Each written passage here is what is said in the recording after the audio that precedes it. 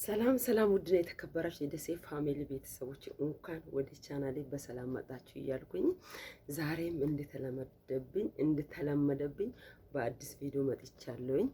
ይህንን ቪዲዮ ስትሰሙ ለራሳችሁ ሰሙ፣ ለሌሎችም አጋሩ። ለብዙዎች ትምህርት ይሆናል። ላይክ ሼር እንዳትረሱ። ውድና የተከበራችሁ በጣም መወዳችሁ የሚያከብራችሁ እንግዲህ እኔ ብዙውን ጊዜ ቪዲዮ ሲያቀርብ ከራሴ ተሞክሮ የተነሳ ነው። ብዙውን ጊዜ ቪዲዮ እያቀረብኩላችሁ ያለሁት በራሴ ህይወት ያየሁትን ያለፍኩትን ነገር ብዙ ትውልድ መጥቶ እዚህ ሀገር ይሰራል በሚለው ነው። ብዙውን ጊዜ ከራሴ የተነሳ ነው አንዳንድ ቪዲዮ የሚያጋራችሁ። እንደገና ደግሞ እዚህ ፋሚሊዎች ባመጧቸው ልጆች ዙሪያ ላይ ያየሁትን ባህሪ፣ ይህንን ባህሪ ደግሞ እንደገና ሌሎች አዳዲስ መጥቶ እንዲጋሩ ነው። በቃ ትምህርት እንዲያደርጉ ነው። ስለዚህ ይህንን ቪዲዮ ሼር አድርጉ። ዛሬ ደግሞ በጣም በቃ ምን ልበላችሁ በሚያስገርም ቪዲዮ ነው የመጣሁት። በጣም ትምህርት ሆንላችኋል። እሱ ምንድነው ብትሉ በደሞዝ ዙሪያ ነው። በደሞዝ ዙሪያ እነግራችኋለሁ። እኔ በጣም ተቸግሬያለሁ። ለምን ተቸገርሽ ካላችሁኝ ማለት ነው እዚህ ያመጧቸው ፋሚሊዎች ያሉ በእውነት እኮ ነው ወደ 10 ምናምን የሚሆኑት አሉ። ከ10 በላይ ሆነዋል። አሁን ብዙዎች ያ ታውቃላችሁ አይደለም? ከኢትዮጵያ መቼ እንደመጣችሁ አታውቁም። ቀኑንም ራሱ አታውቁም። እኔ ብዙውን ጊዜ እኔ ራሴ ከስራ ቢዚ የተነሳ እራሳለሁ። ቀኑን በዋትስአፕ ውስጥ መቼ ኤምባሲ እንደገቡ መቼ እንደተደወለልኝ እሱን አይቼ እረዳለሁ። አንዳንዴ አሁን እነዚህ የሚመጡ ልጆች ቀኑን ምን እንደሆነ አያውቁም። ግን ቤተሰብ ደግሞ ልክ አብሮ መጥቶ የሚሰራ ይመስል ከኢትዮጵያ የወጡት በኢትዮጵያ ካላንደር ደሞዝ በጣም ቢጠባበቁት አሉ። እሱ ዙራ ምንድነው እሱ ጋር ይሁንና ችግር የለውም። የቀኑ ዙሪያ ችግር የለውም። ለፈጣሪ ብሎም እነሱ ይከፍላሉ። ምንድነው ደሞዝ የማትጠይቁ ልጆች አላችሁ። አሁን በኔ ፋሚሊ ውስጥ እንደገና ሌሎች አዳዲስ ወደ አረብ ሀገራት የምትመጡ ልጆች ቢሆን ለእናንተም ትምህርት ይሆናል ብዬ ነው ይህን ቪዲዮ ያቀረብኩት። በእውነት በዚህ አጋጣሚ እኔ ምንም አልሸሽግም። ደሞዝ ነው ደግሞ አትጠይቁት። የኔ ፋሚሊዎች ደሞዛችሁን ጠይቁ። እኔ ሁሌ እኔ ነኝ የምጠይቀው። እንደ ሁልጊዜ በጣም ሙቀቱ እየበዛ ነው። ግን ሁልጊዜ እኔ ጠይቄ መስጣት የለብኝም። ሁልጊዜ መጠየቅ የለብኝም። እኔ እባካችሁ ደሞዛችሁን በሰዓታችሁ ጠይቁ።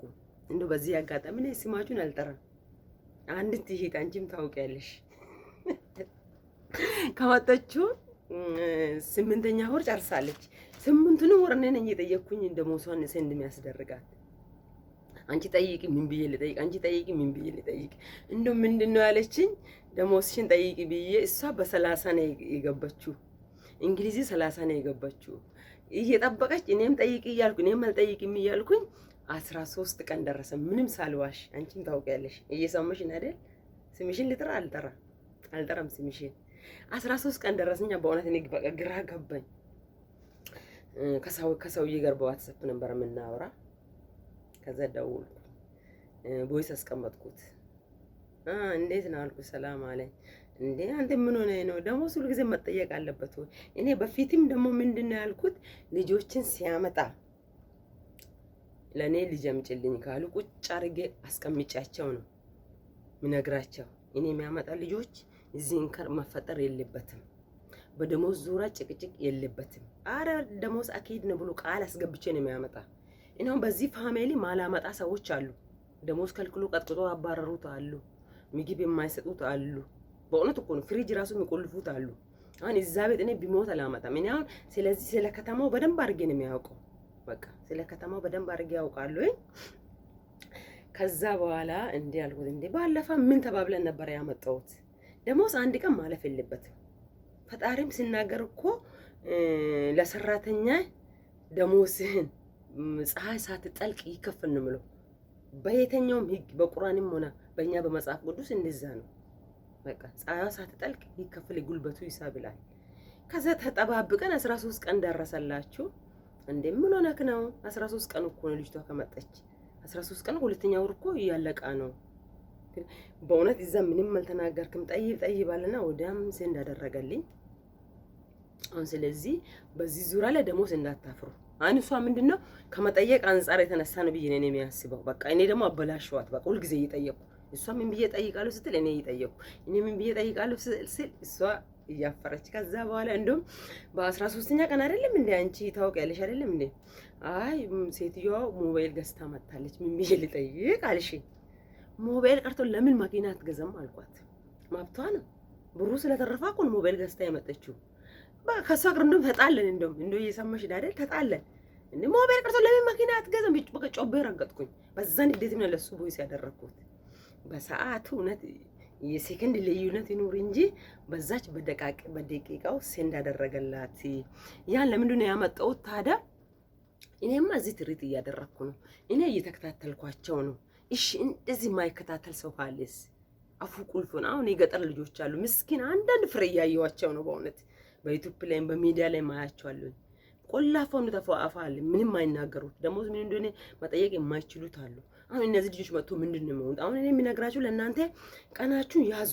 በኢትዮጵያም ቢሆን ያዙ፣ ችግር የለም። ገፍቶም ቢሆን ይሰጣሉ። ወደዚህ ትንሽ ይዛባል እኮ በእንግሊዝና በአውሮፓና በዚህ ይዛባል። ስለዚህ ምንድነው ቀናችሁን ጽፋችሁ ይዛችሁ በቃ ምንም ቋንቋ ባይገበሽም አናይቢ ፕሉስ በይ ፕሉስ በቃ እንዲህ በይ እንዲህ ስትይ ያውቃል። እኔ ትዝ ይለኛል የመጣሁት ጊዜ ምንም አላውቅም። በመጣሁት ያኔ የ3 ወር ተብለን ነው ኤምባሲ ላይ የተነጋገርነው። በወር አትላኩ ደሞሳችሁ ባንክ ይቆርጣል ሲባል 3 ወር ነበረ እንግዲህ የምንጠባበቀው ያኔ። ከዛ ሰውዬ ደግሞ እግዚአብሔር ይባረካል። እኔ ምንም ቀኑንም አላውቅም። አንደኛ ቀን እንደ አግቤቢ ፕሉስ አንዳንዱ ማይጠይቅና የሚጠይቃል። በነገራችን ላይ አሁን ማይጠይቀውን ነው ችግር እያመጣ ያለ። አንዳንዱ ጠይቆ በቀኑም ይከፍላል። እንዲህ ያደረገ ቤቢ ፕሉስ ወዲ እኔ አላውቅም። ፕሉስ ብሎ እንዲህ እጁን እንዲህ ሲያደርግ ነው የገባኝ። ከዛ በኋላ ላ አልኩት እንዲህ አልኩት እጄን። ከዛ እንዲህ አድርጌ 3 ጣቴን አሳየሁት። ከዛ በኋላ ምንም በቃ አልገባውም ለሰውዬ። አጋጣሚ ግቢያችን ውስጥ አንድ ልጅ ነበር ኢትዮጵያዊ። እሷ ትንሽ ዱባይ ሰርታ ስለመጣች ታውቃለች ቋንቋ። እሷን አስጠየቃት። አይ እኔ በ3 ወር ነው እያለች ነው አሉ። ከዛ በኋላ በ3 ወር ቀጠላ ለማለት ነው። እኔ ደግሞ አሁን ደግሞ በ3 ወር አታቆዩ ደሞሳችሁ። እኔ ያኔ ያው የሞታ ደሞዝ ነው በ300 ወር ያኔ የመጣነው በኢትዮጵያ የ3 ወር ደሞዟ ሞታችሁ ቀርታችሁ እንግዲህ ምን ልበላችሁ 700 ሪያል ናት። እሷም ኢትዮጵያ ለተንከባላ ሄዳ ተቆርጣ 10,000 ብር ነው የምትወጣ። አሁን ችግር የለም 1 ወር ብትልኩም እንደውም 2 ወር አታደርጉ ነው የሚለው። በቃ ምን አክል ታማኝ ሰው ሆኖ 2 ወር አሁን እዚህ 2 ወር ያስደረኩት አሉ። በቃ በደሞዝ በእውነት በጣም ደስ የሚሉኝ አሁን እነሱ የመጡት በ30 በ5 የመጡት ወደዚህ ገፍቶ ይሰጡኛሉ። አሁን ሰሞኑንም ገፍቶ ይሰጡኛሉ። የልጆችን 5 ቀን ገፍቶ ነው የሚሰጡት። በ30 ነው የሚሰጡት። በቃ 5 ቀን ነው አይቆጥሩም። በቃ ለምን በደሞሳቸው እኩል ይከፍላሉ። አንዳንዱ እኔ ራሱ ደሞሴ በ30 ነው በ4 ነው ወደዚህ ገፍቶኝ በ30 ነው ሰው የሚሰጠው። እንደዚህ በጣም ጥሩ ነው ተሰሪዎች አሉ። እግዚአብሔር ይባረካቸው። ግን አንዳንዱ ግግም ያለ ቤት ከገጠመላችሁ ጥንቃቄ አድርጉ። ጥንቃቄ አድርጉ የሚላችሁ ምንድነው? በቃ በወሯ ተቀበሉ ደሞዝ። በቃ እንደውም እነሱ ኩርፋ አይወዱም አይደል እንዴ? ስለ ኩርፋ ራሱ አንዴ ቀጥለው ቪዲዮ ሰራቸዋለሁ። ኩርፋም አይወዱም። እንደውም በቃ ደሞዝ አልተከፈለም ብለሽ እንግዲ ይባስ ጮቤ ነው የሚረግጡት። ስለዚህ ደሞዛችሁን በሰዓት ጠይቁ። እኔ አሁን ትንሽ በቃ 4 እና 5 ቤት ነው ያስቸገሩ። እስካሁን በመጠየቅ ነው ያለሁት። አሬ ልጆችን ብር ወደዛ አድርጉ ይባካችሁ፣ ልጆች ትምህርት ቤት ናቸው። በቃ እንደዚህ ያስረዳቸዋለሁ። 4 እና 5 ልጆች በጣም እያለማመጡኝ ነው ያሉት። በጣም በነገራችን ሙቀቱ እያስቸገረኝ ነው። እንደዚህ ያስቸገሩኝ 4 እና 5 ልጆች አሉ። 5 ቤት እነሱንም አሁን ያው ማሻሻ ያደርጋለሁ። ጓ እያልኩ ስለሆነ እግዚአብሔር ይመስገን አሁን ይሻላሉ። 4-5 ቀን ቢገፉም እየሰጡ ነው። ስለዚህ ምን ለማለት ፈልጌ ነው? እባካችሁ ምንም አትፍሩ። ደሞዛችሁ ዙሪያ ላይ አትፍሩ። በድፍረት ጠይቁ ደሞዛችሁ። እንዴ ለስራ እኮ ሰው የመጣ እኛ እኮ ኑሯችን እናሸንፋለን ብለን ነው የመጣ ነው። ስለዚህ ቪዲዮን ስላዳመጣችሁ በጣም ነው የሚያመሰግናችሁ። አላንዛዛም። በሚቀጥለው ቪዲዮ እስከምንገናኝ አሁን በዚህ በኩርፋ ዙሪያ ላይም ይሰራላችኋለሁ። ስለዚህ በቃ አደራ እምላችሁ ደሞዛችሁን ጠይቁ፣ በሰዓታችሁ ጠይቁ። ጠይቂ አንቺ ልጅ ይኸው 8 ጊዜ ጠይቄ ነው ዘንድ ያስደረኩሽ። ከዚህ በላይ አንቺን ታወቀለሽ። ስምሽን አልጠራም። ከኛ ቤት ፎቅ ያለሽ በግራዬ በቀኜ በኩል ፎቅ ያለሽ ስምሽን አልጠራም። ሁለተኛ ደሞዝሽን ጠይቂ፣ 9ኛ ደሞዝሽን ጠይቂ። ከዛ በኋላ 2 ወር አስደርጊ። ያው ይሰጣል ሰውዬ። በርግጥ ፈጣሪ ይመስገን። ምንም አንገት የሚደፈበት ነገር የለም። በጣም ጥሩ ሰዎች ናቸው። ሞባይል ገዝተዋሉ። በቃ አንከባክበዋሉ።